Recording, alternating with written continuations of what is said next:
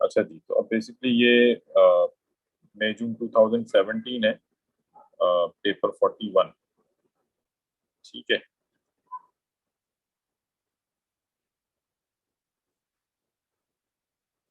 अच्छा जी, अब इसमें जो पहला क्वेश्चन है ये थर्मल डिकम्पोजिशन से रिलेटेड है। Student does an experiment to convert magnesium into magnesium oxide. ठीक है, ये कन्वर्ट कर रहे हैं किसको? मैग्नीशियम को कन्वर्ट कर रहे हैं मैग्नीशियम ऑक्साइड के अंदर। A 0.36 gram sample of magnesium is heated strongly for several minutes using the apparatus shown.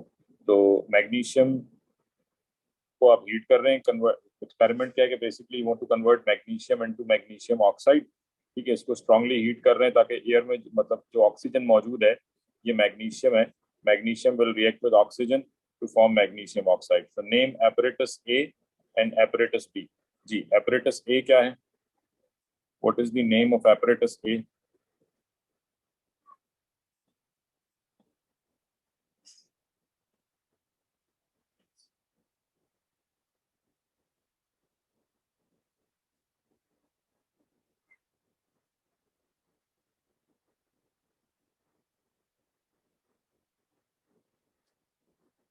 हाँ जी, apparatus A जो है ये क्रूसिबल है किसी भी सॉलिड को हीट करने के लिए। जो मतलब आपके पास ये apparatus A है, ठीक है, this is apparatus A। So apparatus A is crucible and apparatus B is tripod stand। ये tripod stand है, this is tripod stand। So apparatus B is tripod stand. ये apparatus के नाम एक दफा मेरे ख्याल में मैंने आप लोगों के साथ फाइल शेयर की है जिसमें सारी डायग्राम्स वगैरह हैं। जी, वो फाइल शेयर की है मैंने आप लोगों के साथ। apparatus के सारी जो डायग्राम्स वगैरह हैं उसकी फाइल शेयर की है मैंने आप लोगों के साथ या नहीं?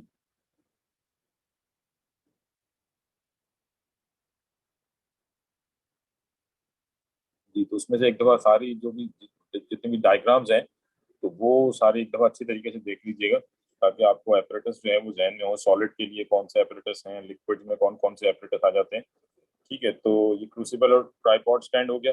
Now magnesium is converted into a white powder MgO।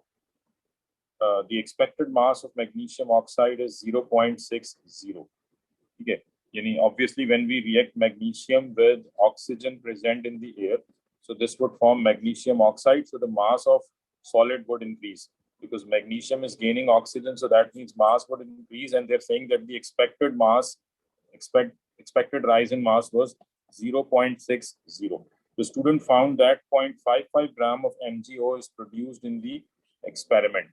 Okay, expected was that rise in mass would be, or the mass of magnesium oxide would be 0.60, but the mass आया है that is 0.55 gram. So suggest one reason why the mass of magnesium oxide is lower than expected, and suggest how the expected results may be achieved। ठीक है, मतलब यहाँ पे आपने दो बातें बतानी है। एक तो कि मास जो है जितना एक्सपेक्टेड था उतना क्यों नहीं मिला, और दूसरा फिर उसको आपने मतलब जो एक्सपेक्टेड रिजल्ट्स हैं वो किस तरह से अचीव किए जा सकते हैं। ये दो बातें आपने यहाँ पे करनी है। ठीक है, how to get the expected mass. एक मिनट होल्ड कीजिए।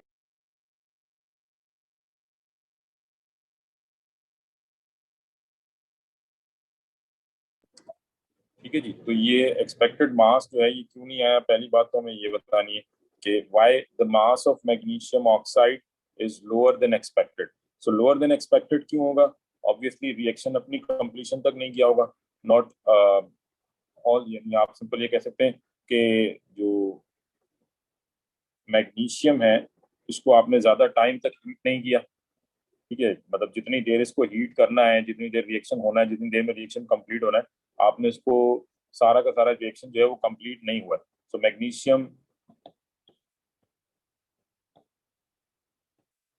इज नॉट हीटेड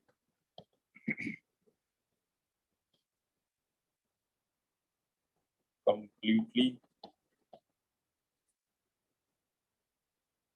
ठीक है जी, जितना आपने इसको हीट करना था, हो सकता है आपने 5 मिनट्स के लिए हीट करना हो, आपने 3 मिनट्स के बाद ही जो है वो देखिए। तो मतलब आपने इसको कब तक हीट करना होगा कि जब तक इसके मास में चेंज आना बंद ना हो जाए। ठीक है, तो एक तो मतलब एक तो आपने रीजन बता दिया कि why the mass of magnesium oxide is lower than expected क्योंकि magnesium is not heated completely. या आप ये भी कह सकते हैं कि सम ऑफ दी मैग्नीशियम जो है वो it tops out of the crucible, गिर भी सकता है यहाँ से, बट गिरने के चांसेस क्योंकि कम होंगे तो ज्यादा चांस हम ये कहेंगे magnesium is not heated completely. तो इसका अब how to get the expected results, heat up to constant mass, heat up to constant mass.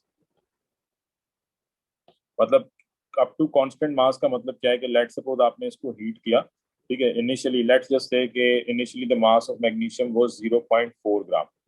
Now you have heated magnesium, after several minutes आपने हीटिंग बंद की and you took the mass of crucible and let's suppose the mass of crucible comes out to be 0.45, right. But अब क्या करेंगे आप, again you will heat the crucible, दोबारा heat करेंगे and after several minutes again will take the mass of magnesium and crucible, पूरा crucible का दोबारा mass लेंगे and let's suppose this time we get 0.49, फिर दोबारा हीट करेंगे, next time again we get the मास।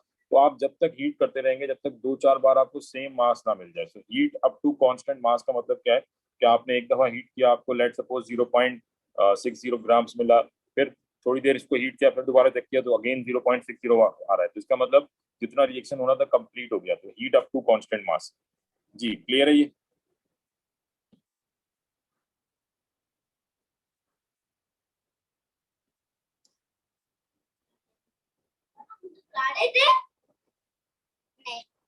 ठीक है बेटा, क्लियर है ये?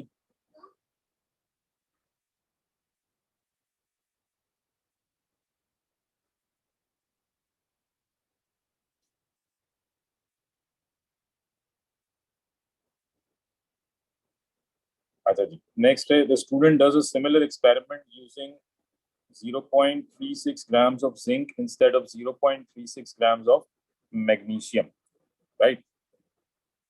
सो इनिशियली यहाँ पे हीट हम किसे कर रहे थे, मैग्नीशियम को, and this time they saying कि जी इंस्टेड ऑफ हीटिंग मैग्नीशियम ही took 0.36 grams of zinc instead of 0.36 grams of magnesium. Explain why he is wrong to expect that the mass of zinc oxide will also be 0.60 gram. यानी पहले experiment में he reacted magnesium with oxygen to get magnesium oxide. Again, he took 0.36 grams of magnesium. Or then second experiment में he took 0.36 grams of zinc, reacted it with oxygen to get zinc oxide, and the mass of zinc was same 0.360. अब ये कहने के explain why he is wrong to expect that the mass of magnesium oxide was 0.60, but the mass of zinc oxide will not be 0.60. Although he took the same mass 0.36, but he'll not get the same mass of the oxide. The mass of oxide would be different, and the reason is that both magnesium and zinc, they have different atomic masses, right? इनका जो molar mass है, mass of 1 मोल है, because हमने इनको देखना है with respect two moles. So 1 mole of magnesium give 1 mole of magnesium oxide, 1 mole of zinc gives 1 mole of zinc oxide, 1 mole of magnesium weighs 24 grams, and 1 mole of zinc weighs 65 grams, right? So that means 0.36 grams of magnesium and 0.36 grams of zinc, they are not same, different moles होंगे, और जब different moles होंगे so we get different moles of magnesium oxide or zinc oxide, so their mass would also be different, right? So the reason is the molar masses of magnesium and zinc will be different, are different. ठीक है जी, molar masses different है, so that's why we get, और क्योंकि zinc का मास ज्यादा है, as the mass of zinc is higher than the mass of magnesium, molar mass, so that means 0.36 grams of zinc would yield less amount of zinc oxide. ठीक है जी, zinc oxide का आपको जो है वो कहने की, क्योंकि इसका मोलर मास ज्यादा है तो मोल्स भी जो है वो कम मिलेंगे, ठीक है। ऑल्दो यहाँ पे हमें सिर्फ ये पूछा गया है कि why he is wrong to expect that the mass of zinc oxide will also be 0.60, so it would be less than 0.60 because the molar mass of zinc is greater than the molar mass of magnesium. हाँ जी बेटा, इसमें कोई confusion? ये इस किस्म के questions जो हैं ये जरा ध्यान में रखिएगा आप, ये काफी इंपॉर्टेंट क्वेश्चंस होते हैं, मतलब जहाँ पे आपने मास को जो है वो रिलेट करना है। बाकी तो मोस्टली सिंपल सवाल होते हैं, ये जरा थोड़े से कॉन्सेप्चुअल पार्ट होते हैं। जी क्लियर है जी। अच्छा, last is suggest a safety item that the student should use when doing this experiment. So because he is heating a solid, crucible open है, तो मतलब मोस्टली जहाँ पे आप हीट कर रहे होते हैं किसी भी सॉलिड को, गैस बन रही है और आप ओपन लिड के साथ हीट कर रहे हैं, so the safety item that you must use must be safety glasses. You must wear safety glasses. ठीक है जी। तो ये टोटल 7 मार्क्स का क्वेश्चन था। अच्छा जी, नेक्स्ट जो है ये एक्सपेरिमेंटल डिजाइन का क्वेश्चन है। बड़ा आसान सा सवाल है कि sand is insoluble in water, sodium chloride is soluble in water. ठीक है, आपके पास दो सॉलिड्स हैं, सैंड और sodium chloride. Sand is insoluble, sodium chloride is soluble. You are provided with a beaker containing. ठीक है, इस किस्म के जो क्वेश्चन है ना, इसमें स्टार्टिंग बड़ी इंपॉर्टेंट होती है कि आपने स्टार्ट कहाँ से किया है। तो मेनली जो है वो मतलब इसमें एक चीज का ख्याल रखें। सबसे पहली चीज तो आप ये देखें कि with what you are starting with. ठीक है, क्या चीज दी गई है आपको, कोई सोल्यूशन दिया गया है, सॉलिड दिया गया है, क्या अमाउंट, क्या सब्सटेंस दिया गया है। So they are providing us a beaker containing 10 gram of a mixture of sand and sodium chloride. So that means we have a solid mixture of sodium chloride and sand. ठीक है, तो आपके पास 10 grams of a mixture of sand। तो ये बड़ा important है। अक्सर बच्चे इसको स्टार्ट करेंगे कि जी आपके पास सोल्यूशन था, उसमें आपने फिल्ट्रेशन कर दी। तो सोल्यूशन यहाँ पे आपको बनाना है वाटर ऐड करके। ठीक है, तो ये स्टार्टिंग जो है बड़ी जरूरी होती है। मतलब सबसे पहली चीज देखी ये जाती है कि जो चीज क्वेश्चन में गिवन है, आपने इसको वहीं से स्टार्ट किया है या आपने जो एक आपके जहन में कॉन्सेप्ट चला आ रहा था, जो आप पढ़ के आ रहे थे, आपने उसी को एज इट इज जो है वो लिख दिया है, छाप दिया है। ठीक है, तो ये जहन में रखिएगा कि आपने क्वेश्चन को पढ़ना है कि व्हाट मतलब स्टार्टिंग मटेरियल क्या है, स्टार्ट कहाँ से हो रहा है। So you are provided with a beaker containing 10 gram of a mixture of sand and sodium chloride. Suggest an experiment to determine the percentage by mass of sodium chloride in the mixture. तो और दूसरी चीज जो important है कि find क्या करना है आपने, determine the percentage by mass of sodium chloride in the mixture. Mixture में सोडियम क्लोराइड की परसेंटेज फाइंड आउट करनी है। Now you would state the apparatus required, any measurements you need to make, and how you would use your results to determine the percentage by mass of sodium chloride in the mixture. ठीक है, अब again इस type के जो questions हैं इनमें एक चीज आप और कर लें कि आप पहले से पॉइंट्स अपने पास जहन में बना लें या कोई रफ में लिख लें पॉइंट्स। ठीक है, ताकि ऐसा ना हो कि मतलब आपको फिर पॉइंट्स रिपीट हो रहे हों या पहले लिखने वाली बात आप बीच में कर रहे हो कि इससे पहले मुझे ये करना चाहिए। तो मतलब एक फ्लो में चले आपका पूरा जो भी एक्सपेरिमेंट है। ठीक है, तो आपने एक पॉइंट्स जो है वो अपने जहन में बना लेने कि जी मुझे सबसे पहले तो जो है वो डिजोल्व करना है। ठीक है, मतलब वाटर में डिजोल्व करना है, डिजोल्व इन वाटर। ठीक है जी, उसके बाद क्योंकि सैंड इनसॉल्युबल है, सोडियम क्लोराइड सॉल्युबल है, तो फिल्टर करेंगे टू सेपरेट सैंड। सैंड जो है वो सेपरेट हो जाएगी। ठीक है, देन क्योंकि हमें फाइंड आउट क्या करनी है, percentage by mass of sodium chloride in the mixture. ठीक है, तो percentage by mass of sodium chloride के लिए आप सिंपल क्या कर सकते हैं कि लेट सपोज आपके पास ये सेपरेट हो गया। अच्छा, अब यहाँ पे क्या है कि या तो आप इसको फिल्टर करने के बाद जो भी आपके पास सोल्यूशन आया है उसको आप हीट करें, हीट अप टू ड्राइनेस। ठीक है, ड्राइनेस तक आप इसको हीट करेंगे, हीट अप टू ड्राइनेस। और फिर उसके बाद आपके पास जब सारा का सारा वाटर निकल जाएगा, पीछे सोडियम क्लोराइड रह जाएगा। सोडियम क्लोराइड का मास लेंगे, mass of sodium chloride NaCl, और फिर टोटल मास गिवन है 10 ग्राम, टोटल मास गिवन है, परसेंटेज फाइंड आउट हो सकती है। ठीक है जी, तो ये एक सिंपल आपने जो है वो पहले एक लेआउट जो है वो अपने पास बना लिया। तो इस तरीके से आपने जो है वो एक्सपेरिमेंट डिजाइन करना है। ठीक है, ये आपने एक लेआउट बना लिया। तो अब आपने इसको स्टार्ट किया कि जी कितने मार्क्स का क्वेश्चन है, ये 5 मार्क्स का क्वेश्चन है और तकरीबन 5 पॉइंट ही जो है वो यहाँ पे बन जाएंगे। तो सिंपल हमने इसको स्टार्ट किया कि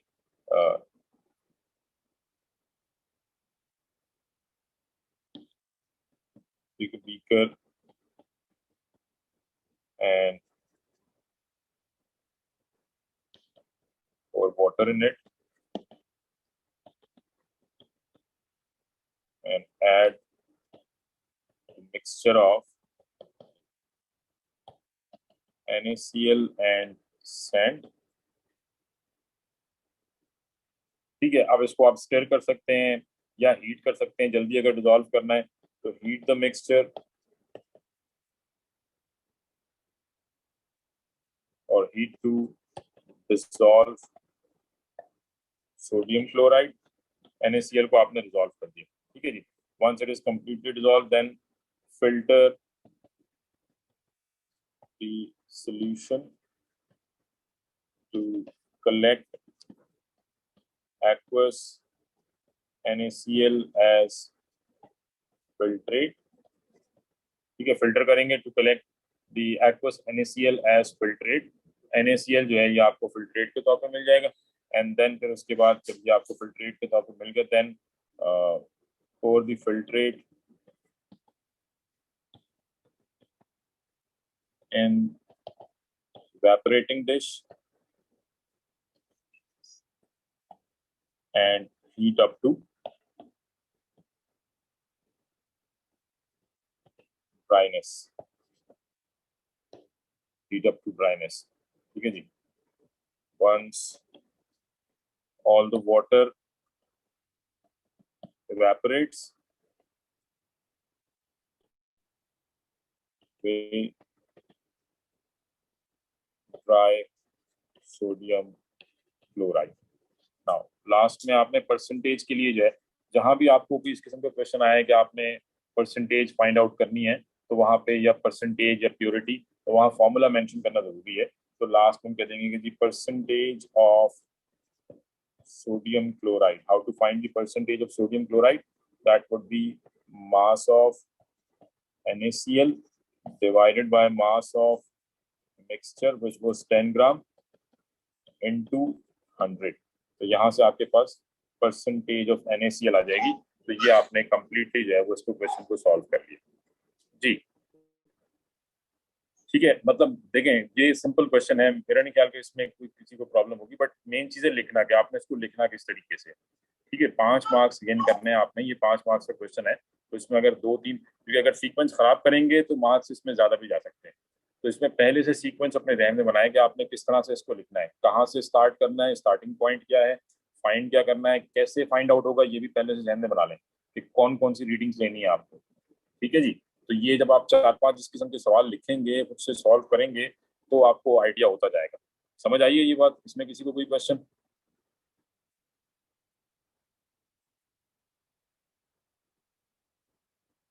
बेटा हमें मास अज्यूम करने की जरूरत नहीं है, ठीक है ना।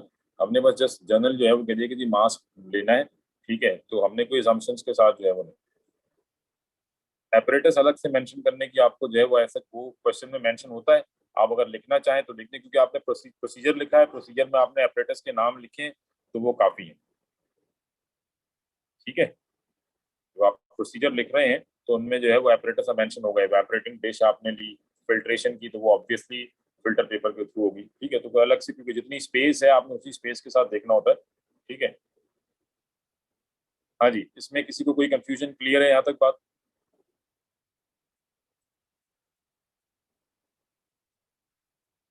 फॉर्मूला लास्ट में लिखेंगे आप, ठीक है। जैसे मैंने यहाँ पे फॉर्मूला मेंशन किया है लास्ट में, तो ऐसे ही आप फॉर्मूला मेंशन कर देंगे। हाँ, लाइंस भी मेंशन करेंगे, 1-2 लाइंस एक्स्ट्रा हो जाती है, कोई फर्क नहीं पड़ता ज्यादा कोई, मतलब आप ऐसा नहीं कि लाइंस के बाद भी 5-6 जो है वो आप आगे पूरा पेज आप लिख रहे हैं, तो वो जो है 1-2 लाइंस आप यूज करते हैं, मतलब हो रही यूज, वो कोई मसला नहीं है, वो ठीक है। ठीक है जी।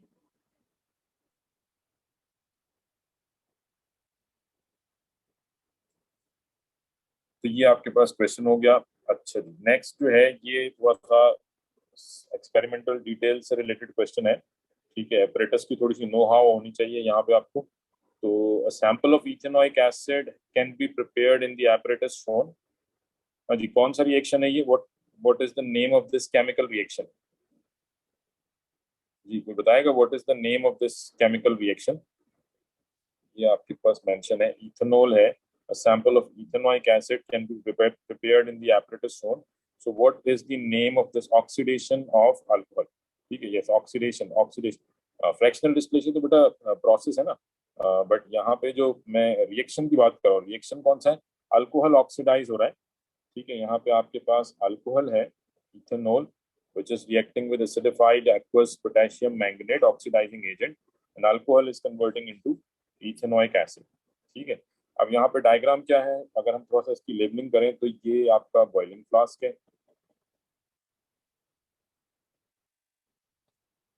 ठीक है जी, ये कंडेंसर है।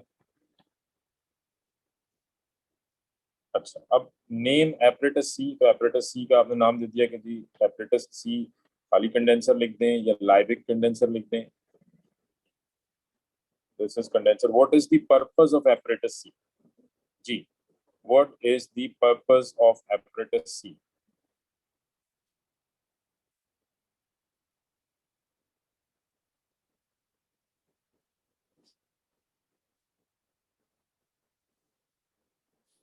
हाँ जी बेटा, एपरेटस सी जो है बेसिकली ये जो कंडेंसर है, नॉर्मली हम इसको डिस्टिलेशन पर्पस के लिए यूज करते हैं, बट डिस्टिलेशन पर्पस में ये ऐसे वर्टिकली प्लेस नहीं होता, ठीक है ना। यहाँ पे ये वर्टिकली प्लेस्ड है, तो यहाँ पे जो इसका पर्पस है वो क्या है कि जो अल्कोहल है, इथेनॉल है, इथेनॉल इज volatile.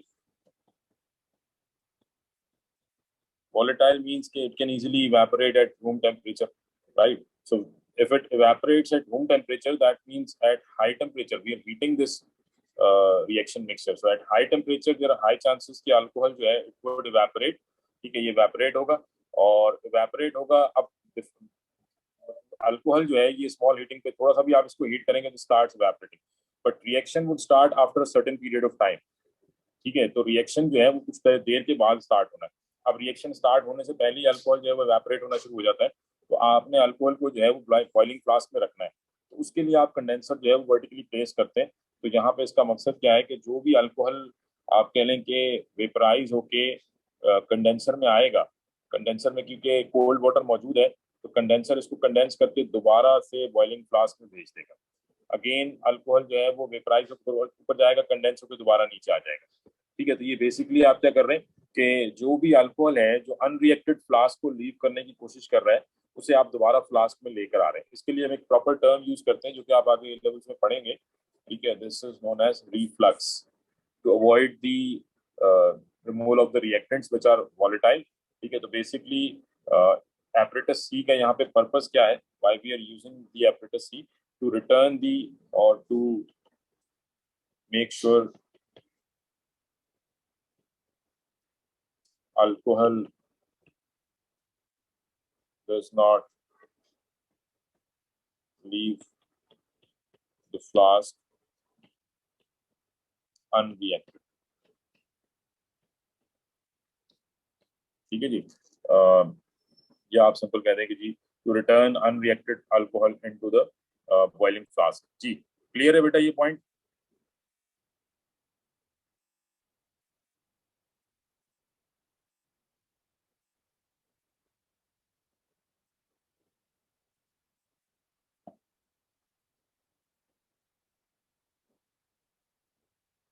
ठीक है जी। अच्छा, उसके बाद नेक्स्ट है, after heating the mixture in the flask for some time all the ethanol will be oxidized to ethanoic acid. After heating the mixture in the flask for some time, all the ethanol will be oxidized to ethanoic acid. Draw a diagram to show how the apparatus must be adapted to allow the ethanoic acid to be distilled from the resulting mixture in the flask. अब distillation की बात हो रही है, so you should add any further apparatus to your diagram to enable the distillation to take place.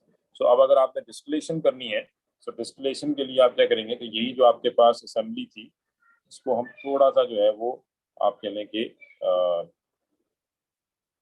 Late से ये आपका boiling flask आ गया, ठीक है जी, ये बॉइलिंग फ्लास्क है, और यहाँ से जो आपका कंडेंसर है ये अब ये ऐसे वर्टिकल पोजीशन में आ ये ऐसे स्लोप फॉर्म में आ जाए, इसको हमने जो है वो क्लोज किया, और यहाँ पे थर्मामीटर, क्योंकि आपने टेम्परेचर भी नोट करने होते हैं, लेट्स से ये थर्मामीटर आ गया, ठीक है। देन कंडेंसर ड्रॉ कर लें, वाटर इन वाटर आउट,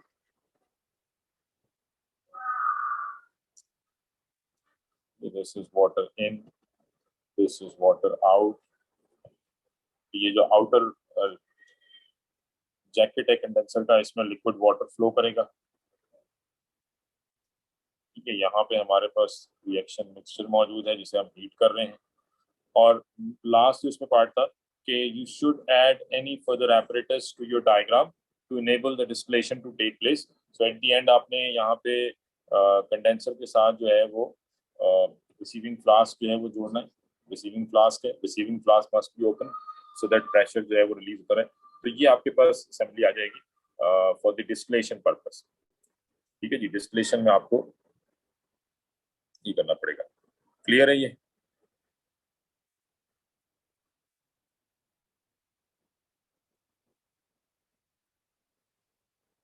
समझा नहीं बेटा, मैं किस कौन से मार्क की बात कर रही हैं आप? अच्छा, रिफ्लक्स लिखने पे, बिल्कुल रिफ्लक्स लिखने पे भी मार्क्स मिल जाएंगे, बट क्योंकि नॉर्मली ओ लेवल्स में टर्म यूज नहीं होती, बेहतर ये है कि आप इसको थोड़ा सा एलैबोरेट कर दें, ठीक है। बट रिफ्लक्स ऑब्वियसली बिल्कुल करेक्ट है ये टर्म, अगर आप यूज कर रहे हैं तो ज्यादा बेहतर है कि आप उसको लिख दें, ठीक है।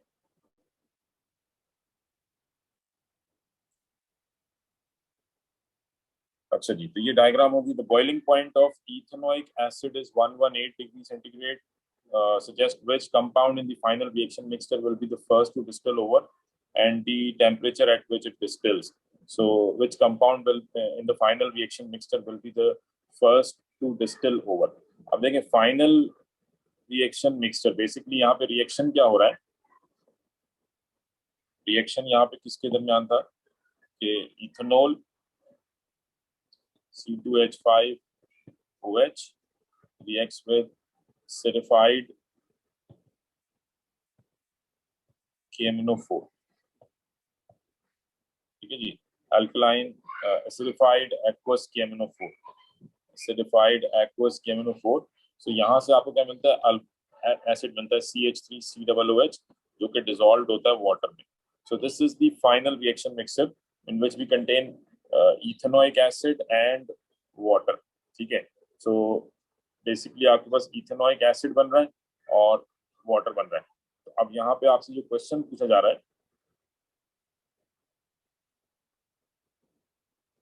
हाँ, द बॉइलिंग पॉइंट। अब देखिए यहाँ पे इन्होंने आपको मेंशन किया है कि the boiling point of ethanoic acid is 118 degree centigrade, और फाइनल रिएक्शन मिक्सचर में we have acid and we have water, and the boiling point of water is 100 degrees centigrade. So suggest which compound in the final reaction mixture will be the first to distill over. So it would be water. Water would be the first to distill over, as it has a lower boiling point as compared to ethanoic acid. So it would be collected at 100 degrees centigrade. So 100 degree centigrade पर water जो है वो separate हो जाएगा. What does the student observe when a small volume of ethanoic acid is added to a test tube containing aqueous sodium carbonate? So ethanoic acid जो है ये acid है, it will react with sodium carbonate, and when an acid reacts with metal carbonate, observation जो सबसे basic observation है that is effervescence, carbon dioxide gas बनेगी, ठीक है जी। फिजिंग लिख दें, बबलिंग लिख दें, तो कुछ भी यहाँ पे मेंशन कर सकते हैं, ठीक है जी। क्लियर है ये? एक ही बात है बेटा, इथेनोइक एसिड प्लस वाटर या इथेनोइक, हमें इक्वेशन लिखने को तो बोला ही नहीं गया ना। इक्वेशन तो मैंने वैसे समझाने के लिए लिखी है यहाँ पे, ठीक है। नॉर्मली हमारे से जब इक्वेशन पूछी जाएंगी तो वहां तो बड़ी सिंपल आपने जो है वो साथ में इक्वेशन जो अगर आपको याद होगा ऑर्गेनिक में हमने अल्कोहल्स की ऑक्सीडेशन पढ़ी थी, तो वहां हम साथ में वाटर लिखते हैं, ठीक है।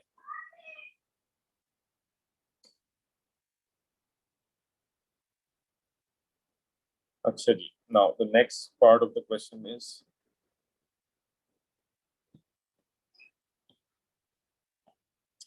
a student is given a bottle containing small pieces of scrap iron. She is asked to find the purity of this sample of iron, ठीक है। आपने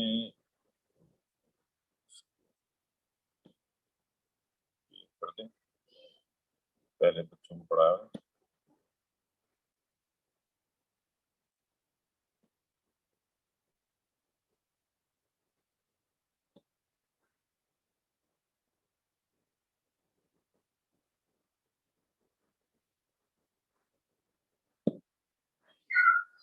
अच्छा, a student is given a bottle containing small pieces of scrap iron. She is asked to find the purity of this sample of iron. ठीक है, क्या find करना है आपने? Purity of this sample of iron. A small quantity of the iron is placed in previously weighed container, which is then reweighed. Scrap iron है, ठीक है, तो mass of container plus scrap iron 7.16, mass of container 5.72. Calculate the mass of scrap iron. So scrap iron का mass कितना होगा यहाँ पे?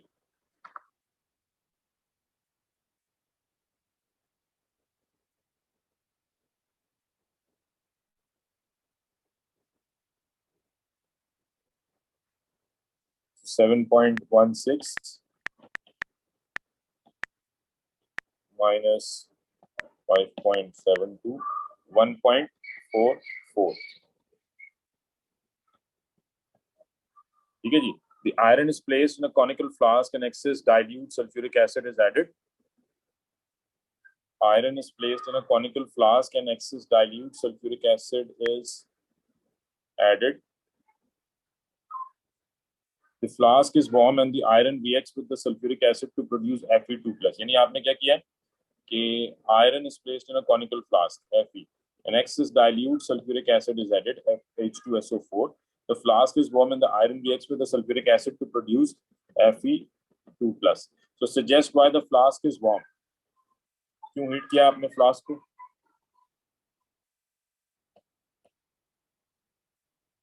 जी, suggest why the flask को हीट क्यों किया गया? To increase the rate of reaction. Increase the rate of reaction. Gas is produced during the reaction. Name the gas. So metal when reacts with acid, salt बनते हैं plus hydrogen gas. So the name of the gas is hydrogen.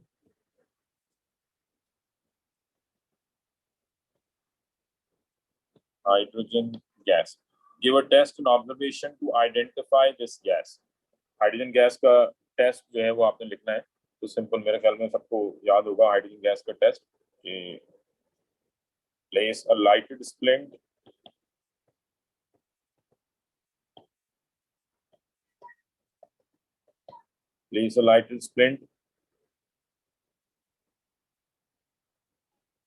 on the gas and it gives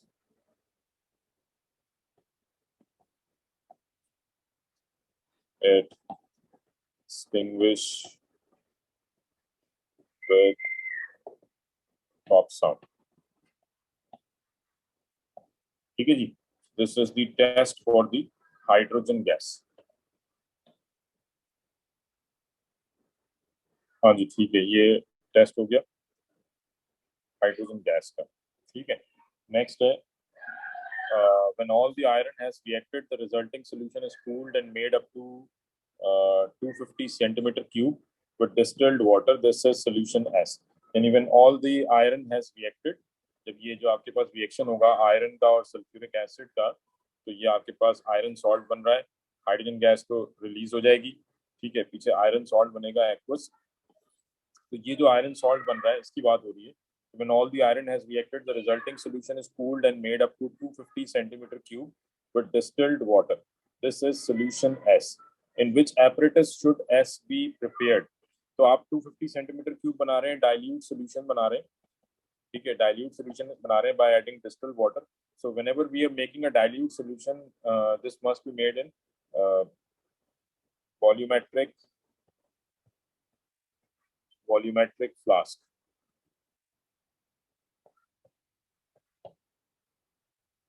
ठीक है जी, volumetric flask और you can say graduated flask.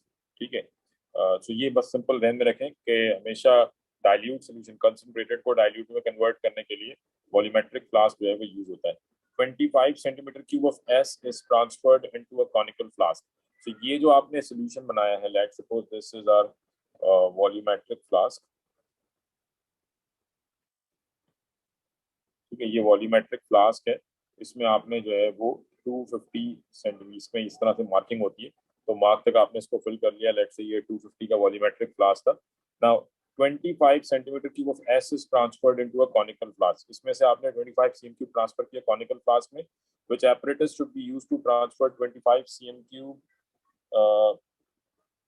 25 cm cube of S into a conical flask. So 25 cm cube transfer करने के लिए कौन सा apparatus use होगा? That is pipette. Pipette will be used. ठीक है जी। And then solution T is 0.02 moles per dm cube potassium manganate 7। ठीक है जी।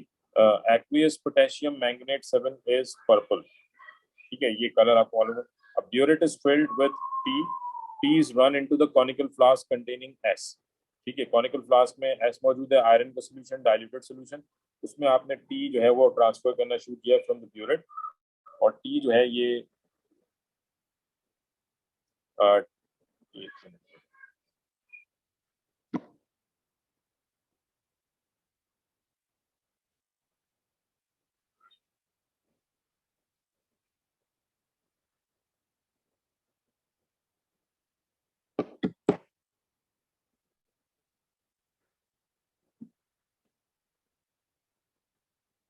So a burette is filled with tea. Tea is run into the conical flask containing S until an end point is reached.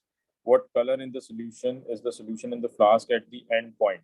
आप लोगों की class इतना 2-3 दिन से नहीं हो पा रही थी, तो आज मैंने अपनी रेगुलर क्लास सारी ऑफ करके, ये कोई आप लोगों का तो कोई टाइम मैच नहीं हो रहा था कि किसी न किसी टाइम पे क्लास बन रही थी, तो मैंने फिर अपनी क्लासें ऑफ करके ये आप लोगों की क्लास रखी थी इस टाइम पे। So what color is the solution in the flask at the end point? Explain your answer। ठीक है, अब आप ऐड कर रहे हैं KMnO4 किसमें? Fe2+ के सोल्यूशन में। तो KMnO4 जब एक्सिस में जाएगा, a burette is filled with tea. Tea is run into the conical flask until an end point is reached. What color in the solution? What color is the solution in the flask at the end point? So end point means के when we have, यानी basically जब आप titration करते हैं, let suppose ये आपके पास conical flask है, मैं पहले भी बात कर चुका हूँ, दोबारा इसको डिस्कस कर रहा हूँ। ठीक है, और ये ब्यूरेट है। तो आप ब्यूरेट से जो सब्सटेंस ऐड कर रहे हैं, इनिशियली आपके पास जो कलर होता है वो यहाँ पे जो भी फ्लास्क में चीज़ है उसका कलर होगा, बट जब आप यहाँ से ब्यूरेट से सब्सटेंस ऐड करना शुरू करेंगे तो कलर चेंज आना शुरू होगा। एंड पॉइंट मीन्स कि व्हेन बोथ KMnO4 और जो भी सोल्यूशन यहाँ फ्लास्क में पहले से मौजूद है, ये दोनों इक्वल प्रोपोर्शंस में आ जाए, तो एट दैट टाइम आपके पास स्लाइटली, मतलब कि जो चीज़ आप ब्यूरेट से ऐड कर रहे हैं उसका लाइट कलर जो है वो आना शुरू हो जाएगा। सो मोस्टली जो है वो आप कह सकते हैं कि जब KMnO4 ऐड किया जाता है तो एंड पॉइंट पे जो कलर आपको मिलेगा that would be pink colour. Actual colour KMnO4 का है पर्पल, बट ये पर्पल कलर कब मिलेगा? When it goes in excess, यानी जब आप एंड पॉइंट से आगे जाएंगे तो हम ये कह सकते हैं कि इट गोज पर्पल और it converts into purple color, goes purple if the KMnO4 enters in flask in excess amount। ठीक है, अगर एक्सेस में ऐड किया जाए तो फिर ये पर्पल हो जाएगा, अदरवाइज आपको मतलब जैसे ही पिंक कलर मिलेगा वहीं पे आप टाइट्रेशन स्टॉप कर देंगे। जी, ये बात समझ में आई है बेटा? Is it clear?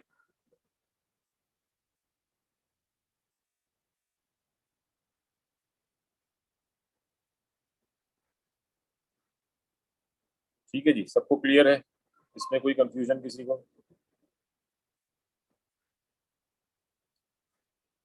अच्छा जी, देन नेक्स्ट फिर ये आपने, मेरे ख्याल में ये तो सबको क्लियर होगा। हम जस्ट डायरेक्ट जो है वो रीडिंग्स नोट करते हैं।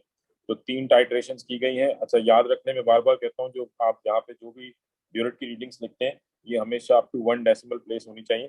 तो फाइनल ब्यूरेट रीडिंग ये आपके पास टाइट्रेशन 1 है, ये टाइट्रेशन 2 है, टाइट्रेशन 3। तो टाइट्रेशन 1 में फाइनल इनिशियल ब्यूरेट रीडिंग कितनी है? 0.0। और जो फाइनल ब्यूरेट रीडिंग है आप नीचे की तरफ रीड करते हैं तो दिस इज 25, ये पॉइंट देखेंगे 25.1।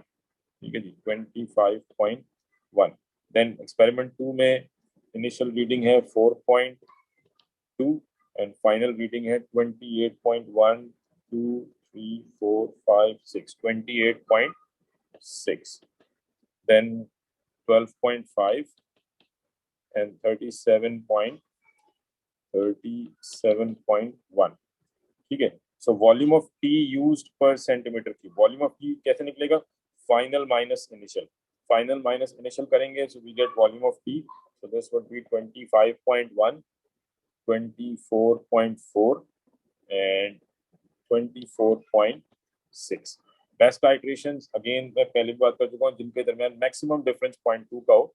सो एक्सपेरिमेंट 2 और 3 जो है ये बेस्ट टाइट्रेशंस है, इनको आपने टिक कर देना है। मैक्सिमम डिफरेंस 0.2 का, इससे ज्यादा का नहीं होना चाहिए, ठीक है। मैक्सिमम डिफरेंस जो है ये 0.2 का होगा, ठीक है।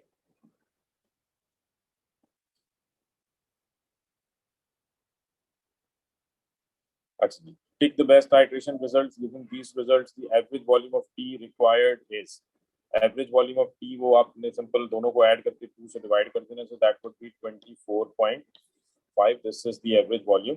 Calculate the number of moles of potassium manganate in the average volume of T required. अब इस किस्म के क्वेश्चंस में आप सबको कैलकुलेशंस आती होंगी, बट ये आपको मतलब चाहिए 1 मार्क का क्वेश्चन है, बट बेहतर है कि आप इसकी वर्किंग जो है वो शो करेंगे। सो हमें क्या कैलकुलेट करना है, ये वॉल्यूम ऑफ KMnO4 आ गया, volume of T, now we have to find out the number of moles, concentration given है, so C is equals to N/V, ठीक है। और हमें क्या फाइंड आउट करने हैं, moles, so moles is equals to concentration into volume, concentration है 0.02, volume कितना है 24.5 सेंटीमीटर क्यूब में है, let's convert it into DN cube, so 1000, तो ये हो जाएगा 0.24.5 divided by 1000 multiply by 0.02, so 0.00049, ठीक है। ये आपके पास वॉल्यूम आ गया किसका, एवरेज सॉरी मोल्स आ गए KMnO4, KMnO4 के मोल्स आ गए। नेक्स्ट, अच्छा 1 मिनट बेटा जरा होल्ड कीजिएगा आप लोग।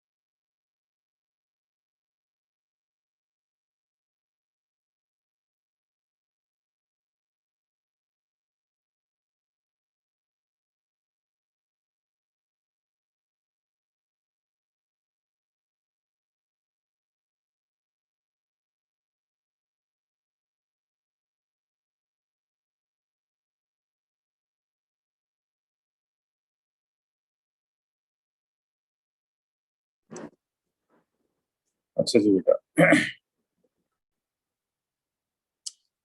अच्छा, अब ये जो नेक्स्ट पार्ट है, few moles 5 moles of Fe2 plus reacts with 1 mole of potassium manganate. तो ये मोलर रेशो आ गया आपके पास कि with KMnO4 1 mole of KMnO4 reacts with 5 moles of Fe2 plus. Calculate the number of moles of Fe2 plus in 25 cm³ of S। यानी ये जो आपके पास 25 cm³ ऑफ S था, इसमें आपने Fe2 प्लस के मोल्स कैलकुलेट करने। KMnO4 के मोल्स ऑलरेडी आ चुके हैं हमारे पास 0.00049। और जो मोलर रेशो है between KMnO4 and Fe2 plus का मोलर रेशो क्या है, 1:5।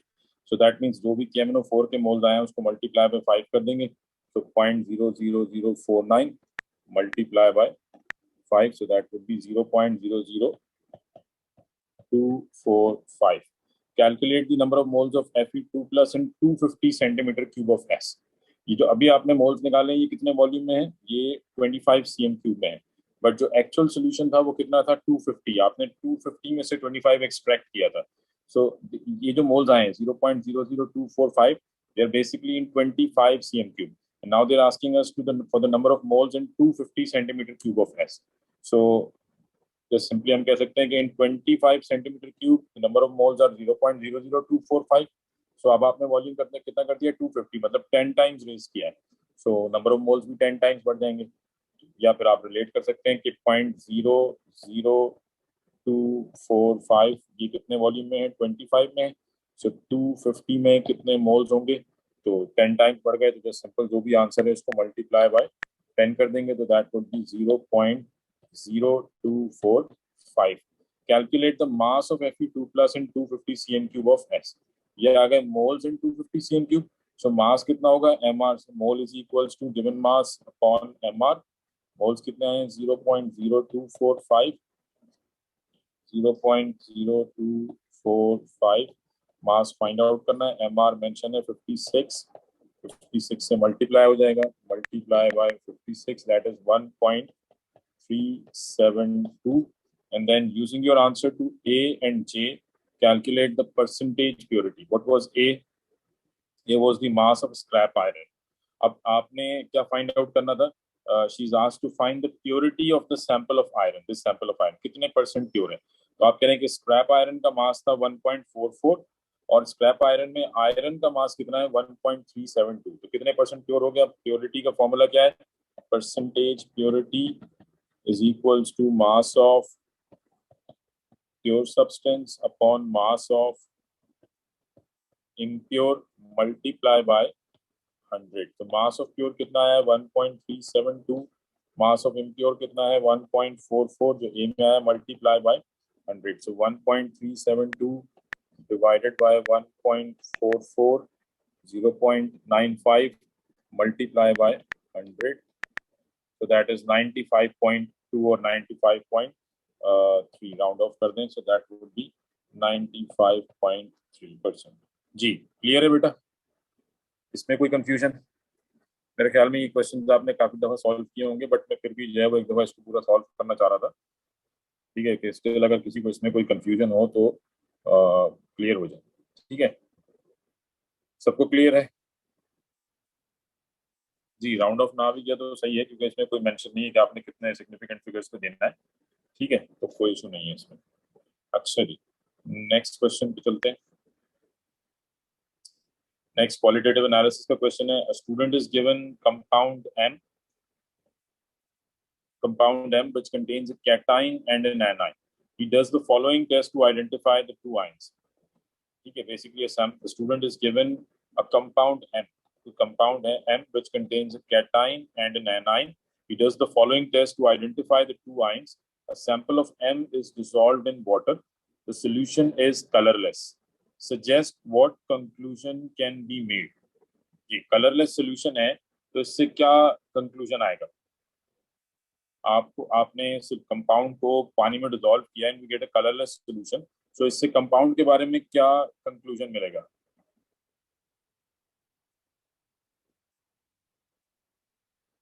जी बेटा,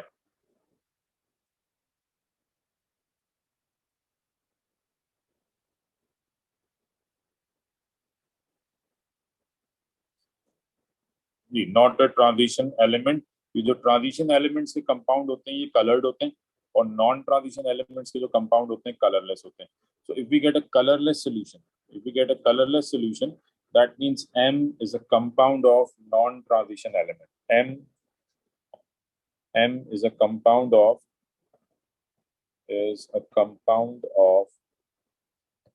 non-transition element. ठीक है जी, M is a compound of non-transition element. To a test tube containing 1 centimeter cube of aqueous M, a small volume. A test tube, आपने एक simple test tube Lee. Let's suppose this is the test tube. It contains 1 centimeter cube of aqueous M. Let's say this is 1 centimeter cube of aqueous M. A small volume of aqueous sodium hydroxide is added. इसमें हमने sodium hydroxide जो है वो इसमें add किया, NaOH.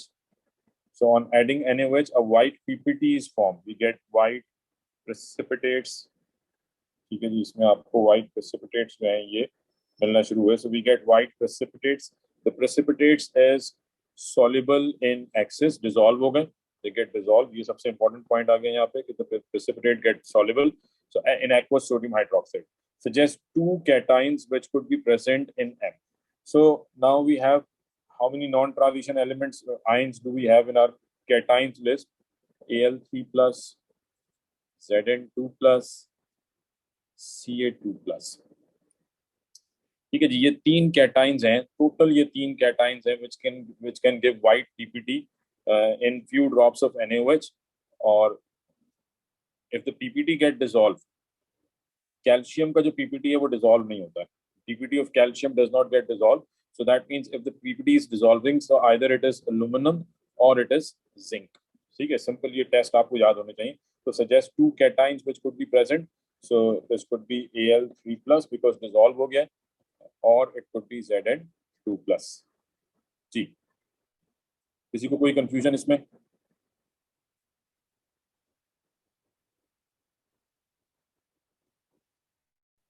ठीक है जी, it could be zinc or aluminum. Which further test should the student do with aqueous M to identify which of the two cations suggested in B is present in M? So cations के test के लिए NaOH और ammonia use होता है.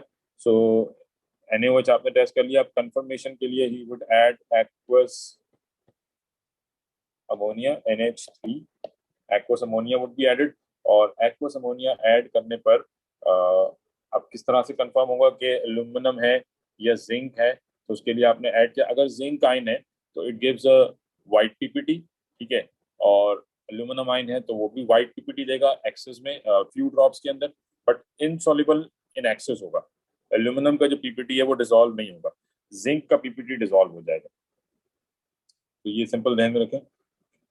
To identify the two cations suggested in B, तो aqueous ammonia add करेंगे. In excess ammonia, the precipitate of aluminum remains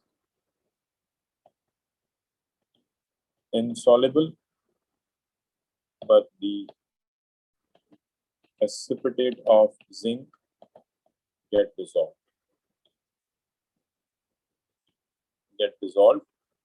to give colorless solution. Colorless solution मिलेगा. ठीक है, M is known to contain either chloride or iodide ion. So suggest a test to identify which of the two anions is present in M. तो क्या chloride या iodide दोनों halide ions हैं. Halide ions को test करने के लिए we add aqueous silver nitrate EgNO3. silver nitrate add करेंगे. ठीक है, observation if we have chloride ions, so chloride ions observation would be white precipitate, और अगर आयोडाइड आयन है then observation would be yellow precipitate. तो ये simple cation anion के test है. मेरे ख्याल में इसमें भी किसी को कोई कंफ्यूजन नहीं होनी चाहिए. लेड बेटा हमारे सिलेबस में नहीं है. ठीक है, हमारे पास पोटेशियम मतलब एल्यूमिनियम, जिंक और कैल्शियम और अमोनियम, ये चार नॉन ट्रांजिशन है कैटाइंस. बाकी चार जो है वो एनाइंस है, इसके अलावा नहीं है. क्लियर है?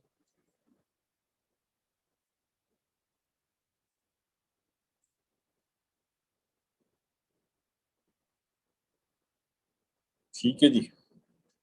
अच्छा, नेक्स्ट जो क्वेश्चन है ये फिर ग्राफ से रिलेटेड है। A student investigates the solubility of two salts, potassium chlorate 5 and sodium chloride using the apparatus shown. ठीक है, investigates the solubility of two salts. दो salts की solubility जो है वो चेक कर रहे हैं। ठीक है, और कौन कौन से salts हैं? Potassium chlorate 5 and sodium chloride using the apparatus shown. Apparatus क्या है, अगर आप थोड़ा सा इसको देखें, यहाँ पे आपके पास ये क्रिस्टल्स ऑफ द सॉल्ट है। ठीक है, ये सोल्यूशन है, इसको डिसॉल्व कर रहे हैं। ये जो क्रिस्टल्स ऑफ द सॉल्ट है ये डिसॉल्व हो रहे हैं, इसको साथ साथ हीट कर रहे हैं, plus we have a thermometer note the temperature, कितने टेम्परेचर पे डिसॉल्व हो रहे हैं। तो 10 grams of water, 10 grams of water is transferred into a boiling tube. 0.5 gram of potassium chlorate is added. ठीक है, आपने कितना वाटर ऐड किया? 10 ग्राम। बॉइलिंग ट्यूब में 0.5 gram of potassium chlorate is added. The tube and the contents are heated until all the solid dissolves. The tube is allowed to cool. At the first sign of solid reappearing, the temperature is noted. जैसे जैसे ये ठंडा होगा, ठीक है, at the tube is allowed to cool. जैसे जैसे temperature नीचे आएगा, ठीक है, हाई टेम्परेचर पे solubility बढ़ती है, but as the temperature goes down, the extra solute which was dissolved at the higher temperature, it would come out in the form of crystals. Low temperature पे solubility कम हो जाएगी। ठीक है, तो मतलब यही चीज यहाँ पे बात हो रही है कि at the first sign of solid reappearing, solid कब रीअपियर होंगे? जब टेम्परेचर जैसे जैसे कम होगा, the temperature is noted. So जैसे ही आपको दोबारा अपीयर होते हुए सॉलिड नजर आएंगे, so you would note the temperature.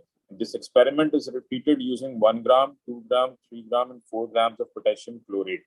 और फिर आप ये देख रहे हैं कितने टेम्परेचर पे, जैसे ही टेम्परेचर लोअर होता है तो लो टेम्परेचर पे, मतलब टेम्परेचर गिरने पर कब जो है वो क्रिस्टल रीअपियर होंगे।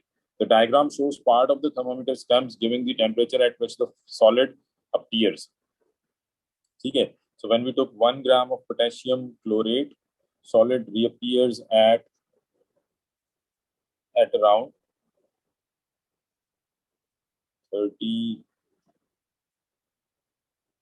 32, right? So it reappears at 32, and when we took 2 gram of potassium chlorate, it reappears at 55, and then 69 and around 80. ठीक है, ये आपने चारों रीडिंग्स जो है वो नोट कर ली। तो 1, 2, 3 और 4 ग्राम पोटेशियम क्लोरेट के साथ ये रीडिंग्स आ गई आपके पास। ठीक है जी, नेक्स्ट इसमें the experiment is repeated using different masses of sodium chloride. The results are shown in the table. अच्छा, फिर आपने different masses of sodium chloride के साथ यही experiment किए। This time we get 2.7 gram of sodium chloride, mass of sodium chloride in 10 grams of water. 3 grams, 3.2 and 3.4 gram. So plot the points for both potassium chlorate and sodium chloride on the grid. Draw a smooth curve through the points for potassium chlorate and a straight line through the points for sodium chloride. ठीक है, potassium chlorate के लिए curve draw होगा और straight line for sodium chloride. Extend each line in both directions so that at the lower ends each line crosses the y-axis and the upper end the line crosses. ठीक है, अभी मैंने graph पहले से ही जो है वो ड्रॉ किया हुआ है। ठीक है, थोड़ा सा जो कर्व है वो इतना स्मूथ नहीं है, बट ये है कि आपको कॉन्सेप्ट जो है वो इसमें क्लियर हो जाएगा। ठीक है, तो ये हमारे पास this is for sodium chloride, ये NaCl का ग्राफ है। This is KClO3 potassium chlorate. ठीक है, आपने दोनों दोनों को जो है वो आपने एक्सटेंड किया है। ठीक है, at the lower end it crosses the Y axis और at the higher end it, दोनों लाइंस जो है एक दूसरे को क्रॉस कर रही हैं। ठीक है, तो ये ग्राफ प्लॉट हो गया। तो आप कोशिश करें जो भी पॉइंट्स हैं आपके उनको आप क्रॉस से जो है वो शो करेंगे, पॉइंट्स को आपने क्रॉस से शो करना है। ठीक है जी, क्लियर है? इसमें कोई क्वेश्चन किसी का कुछ पूछना हो?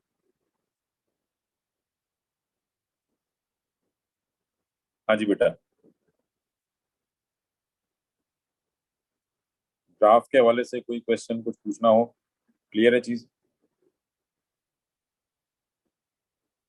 अच्छा, अब इसके क्वेश्चन आ जाते हैं कि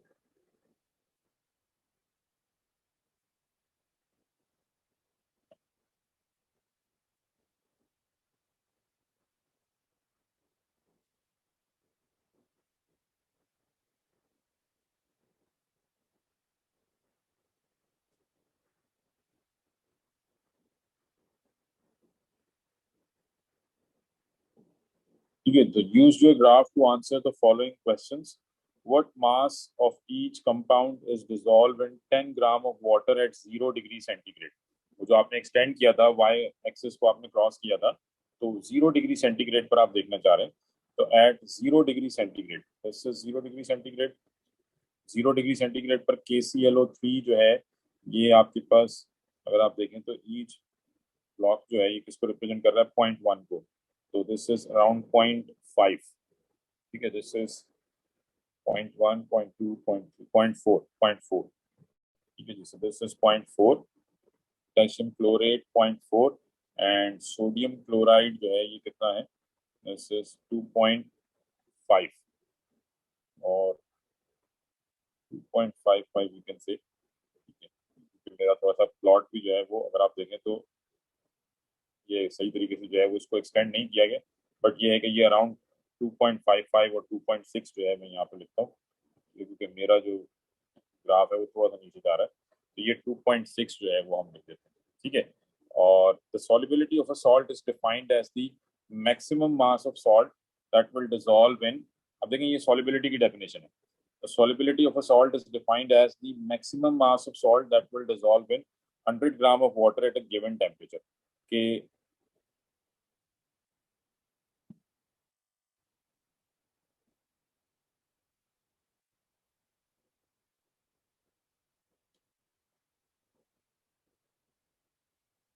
ठीक है जी, सो ये सॉल्युबिलिटी की डेफिनेशन आ गई. Maximum mass of salt that will dissolve in 100 gram of water, यानी 100 ग्राम पानी में एट अ गिवन टेम्परेचर कितना सॉल्ट डिसॉल्व हो रहा है, that would be it's solubility. Use your graph to determine the temperature at which the solubility of each salt is the same. At which temperature the solubility of both the salts would be same, that would be the temperature at which both the lines crosses, right? So this would be the temperature. And इसको अगर हम note करें तो ये around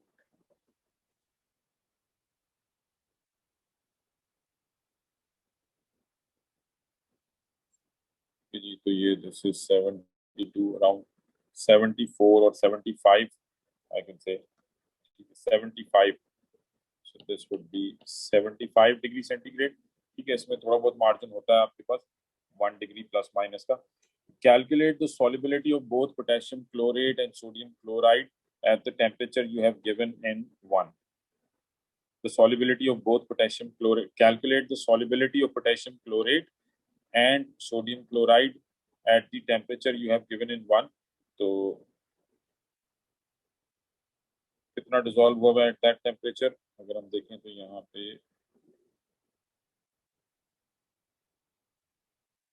ये around 3.5 है. ठीक है जी, 3.5. अब 3.5 है इन 10 ग्राम्स, बट जो सॉल्युबिलिटी की डेफिनेशन है दैट इज इन 100 ग्राम्स. तो हमें कहा गया कि कैलकुलेट, मतलब ये आपने कैलकुलेट करनी है. आप करेंगे 3.5 इन 10 ग्राम्स, सो 100 ग्राम्स में कितना डिसॉल्व होगा. ठीक है, सो दैट वुड बी 3.5. अगर 10 ग्राम में है तो 100 ग्राम में 35 हो जाएगा. ठीक है, 3.5 multiply by 100 divided by 10, so that would be 35 gram. So 100 ग्राम में कितना डिसॉल्व होगा, क्योंकि हमें कैलकुलेट करनी थी सॉल्युबिलिटी, और सॉल्युबिलिटी की डेफिनेशन ऊपर मेंशन थी. The student is given 2 boiling tubes, one containing 2 gram of potassium chlorate and 10 gram of water, the other containing 2 gram of sodium chloride and 10 gram of water. तो 2 boiling tubes हैं, एक में 2 gram potassium chlorate है and 10 gram of water, और दूसरे में 2 gram sodium chloride and water. Both boiling tubes are at the temperature of 40 degree centigrade. The mixtures are stirred.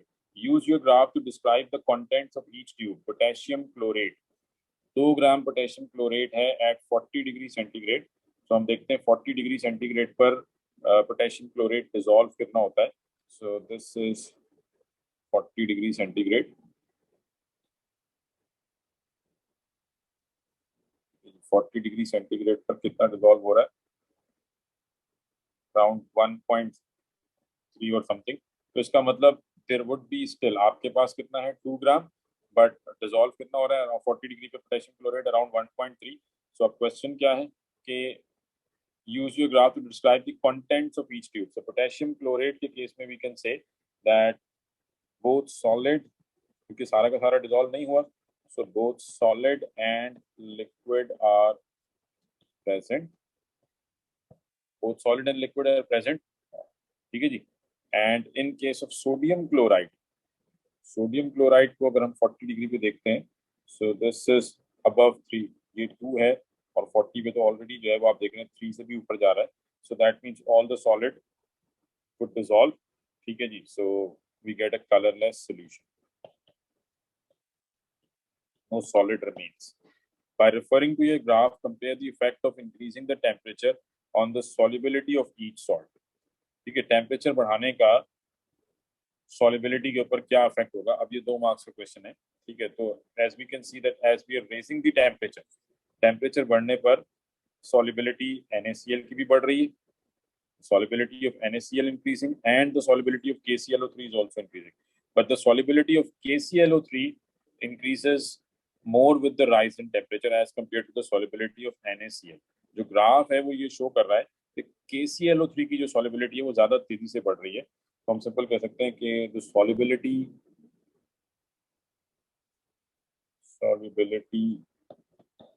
increases with temperature and the rise in solubility for KClO3 is more than for NaCl. NaCl के मुकाबले में KClO3 की solubility ज्यादा तेजी से बढ़ रही है. ठीक है जी. तो ये क्वेश्चन भी हो गया, ये कंप्लीट हो गया. यहाँ तक बात क्लियर है बेटा? इसमें कोई क्वेश्चन किसी का?